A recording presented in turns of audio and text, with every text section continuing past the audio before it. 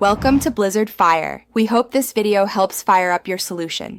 You already have the basics: account, site, and access. So begin now by signing into Google AdSense and submitting your site for review. This initiates verification and gives you the publisher ID. Once you receive preliminary approval, copy the AdSense code snippet or your publisher ID. Make sure your WordPress has SSL and a recent backup. Then go to the admin dashboard and install a header/footer or custom code plugin to safely paste the snippet. This prepares your site to serve ads without editing theme files directly. Now integrate the code.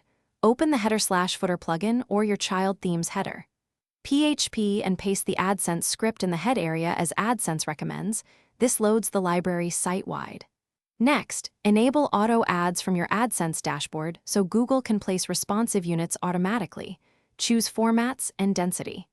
If you prefer manual placement, create ad units in AdSense, copy the unit code, and insert it into widget areas or post templates, where you want ads to appear so layout remains consistent. Finish by verifying ad serving. Give Google 24 to 48 hours to crawl and start showing ads, then check your site on desktop and mobile. If you don't see ads, view the Publisher console and browser developer tools to check for script errors, mixed content, or ad blockers. Make sure your publisher ID is correct and no plugin is stripping scripts. If approval is denied, correct the specified policy issues, resubmit, and once approved, monitor performance and adjust ad formats to balance revenue and user experience.